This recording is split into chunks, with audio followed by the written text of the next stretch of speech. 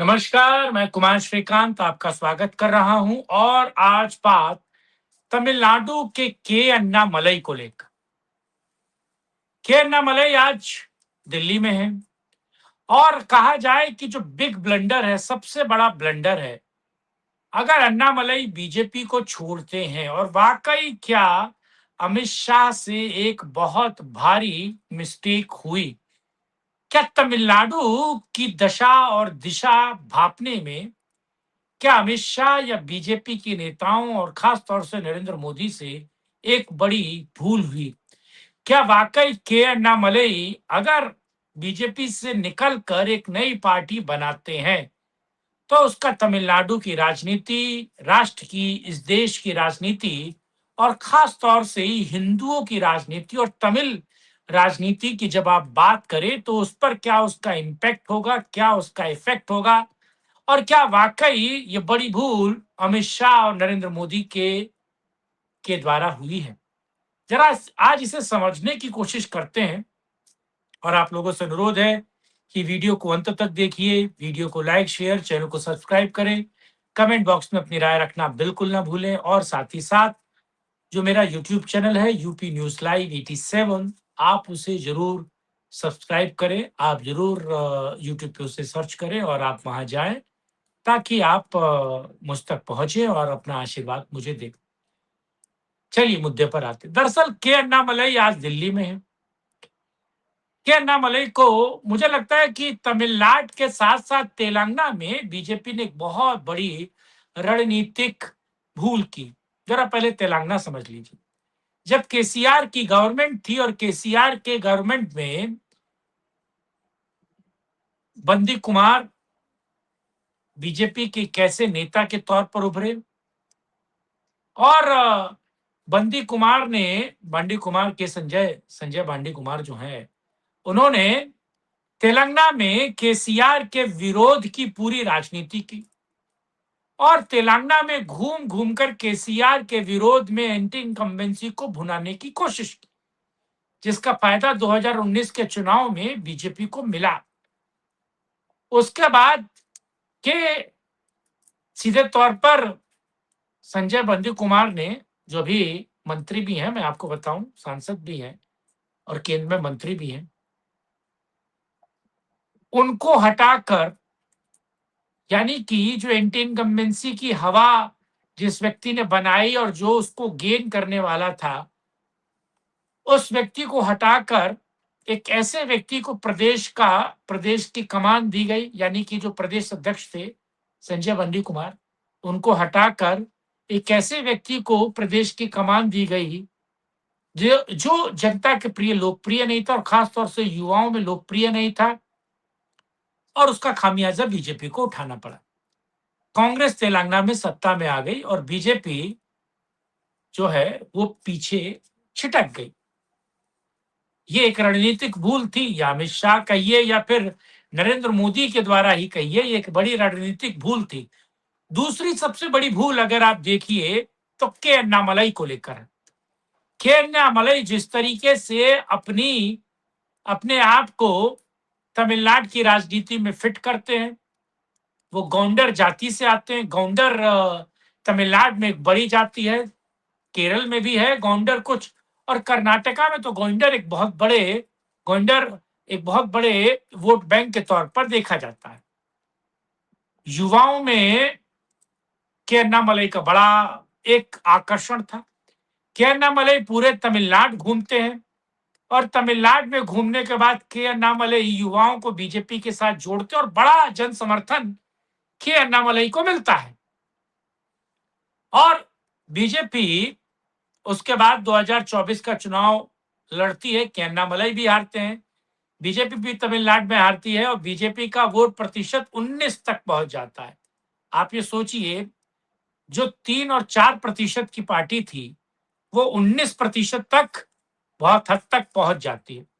इसमें के अन्नामलई का बहुत बड़ा योगदान था और के अन्नामलई ने कहा था कि एआईडीएमके के साथ अब गठबंधन बीजेपी को नहीं करना चाहिए, हम अकेले चुनाव लड़ेंगे।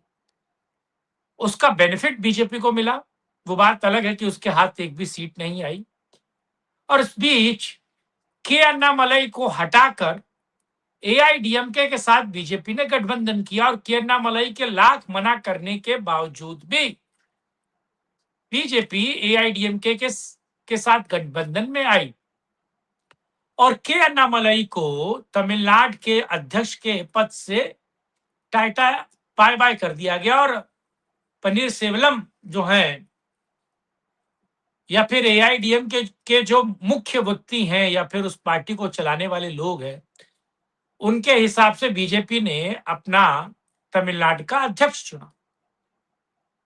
के अन्नामलई जब साइडलाइन हो गए तो टीवी के यानी कि एक्टर जो विजय हैं वो सीन में आते हैं और वहां पर डीएमके के खिलाफ पूरा कैंपेन चलाते हैं।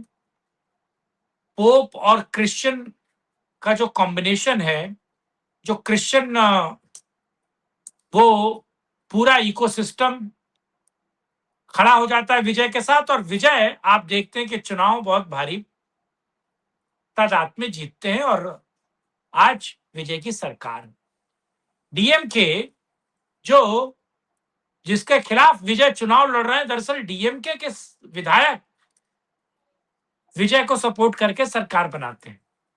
आप ये सोचिए। और कांग्रेस जो डीएमके के साथ चुनाव लड़ रही थी वो टीवीके के साथ चले जाती है और वो डीएमके के साथ धोखा करती है। और इस बीच आप देखिए, जो कहा जाए कि लेफ्ट या तमिलनाडु में ये कन्नड़ या कन्नड़ से अलहदा अगर आप इसे सोचिए, ये जो राजनीति है द्रविड़ राजनीति के विरोध में टीवीके जीतते हैं, जिसकी नींव के अन्नामलई रखते हैं। और के अन्नामलई टीवीके को उसके मतलब टीवीके के अन्नामलई और द्रविड़ राजनीति के विरोध वाली जो रणनीति है उसको खड़ा करते हैं और उसका फायदा बिकॉज ऑफ बीजेपी के शीर्ष नेताओं के कारण वो उठाती है टीवीके। अब के अन्नामलई इन दिनों हाशिए पर है, जाहिर सी बात है, पार्टी से नाराज चल रहे हैं और के अन्नामलई नई पार्टी बनाने जा रहे हैं। के अन्नामलई दिल्ली में है, पार्टी के शीर्ष नेताओं से मुलाकात की है और ये जो द्रमुख या फिर इसके विरोध वाली राजनीति के पुरोधा अब के अन्नामलई बनते हुए दिख रहे हैं, क्योंकि के अन्नामलई ने सीधे तौर पर कह दिया है कि साहब मुझे अपनी राजनीति करनी है और मुझे तमिलनाडु का भला करना है, मुझे पार्टी का संगठन खड़ा करना है। अगर आप मुझे फ्री हैंड देते हैं तो ठीक है, अगर आप फ्री हैंड नहीं देते हैं तो 2 दिनों के अंदर के अन्नामलई अपनी पार्टी की घोषणा कर देंगे और अपने काडर को तमिलनाडु में लगाएंगे और तमिलनाडु में फिर वो द्रमुक के खिलाफ जो राजनीति है, यानी कि ये पेरियार और डीएमके अन्ना द्रमुक और ये जो राजनीति है, जो सनातन विरोधी राजनीति है, दरअसल आपको पता है उदयनिधि स्टालिन किस तरीके से सनातन को गाली दे चुका है, डेंगू मच्छर और पिस्सू न जाने क्या क्या कह चुका है। इस बीच के अन्नामलई उसके विरोध में हैं भी, खड़े भी होते हैं, विरोध प्रदर्शन भी करते हैं और राजनीति बेहतर करते हैं। टीवीके से या फिर थलपति विजय से बेहतर राजनीति जोसेफ विजय जो मुख्यमंत्री हैं तमिलनाडु के, उनसे बेहतर राजनीति वो व्यक्ति करता है। लेकिन आखिर क्यों ऐसी भूल बीजेपी के शीर्ष नेताओं के द्वारा हुई कि के अन्नामलई को हाशिए पर लाकर जब आप 18-20% वोट लेकर आते हैं ना, आपका वोट प्रतिशत जहां 25 पहुंचता है तो आप समझ जाइए कि आप एक मेजर पार्टी बनकर उभर रहे हैं। तो आज जो एआईएडीएमके या डीएमके के जो सीटें थी 30, 35 और 40, वो बीजेपी भी ला सकती थी अगर बीजेपी के हेड होते के अन्नामलई और बीजेपी विदाउट एआईडीएमके के वहां पर चुनाव लड़ती। और इस बीच अगर के अन्नामलई बीजेपी से राब्ता नहीं करते और बीजेपी से अलग जाकर अपनी पार्टी का गठन कर रहे हैं और अपनी पार्टी को वहां पर लड़ाने की बात कर रहे हैं और पार्टी का कैडर बनाने की बात कर रहे हैं, तो खतरे की घंटी बीजेपी के लिए भी है। वो बात अलग है कि बाद में वो शायद बीजेपी के साथ भी आ जाए।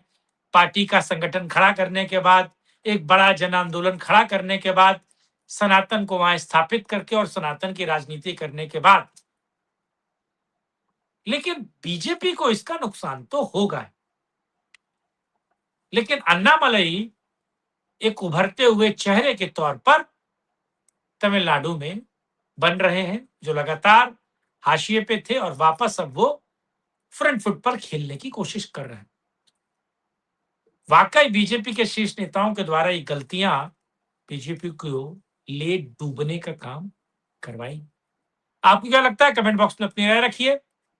वीडियो को लाइक, शेयर, चैनल को सब्सक्राइब कीजिए और यूपी न्यूज लाइव 87 जो मेरा यूट्यूब चैनल है, जरूर उसको सब्सक्राइब कीजिए।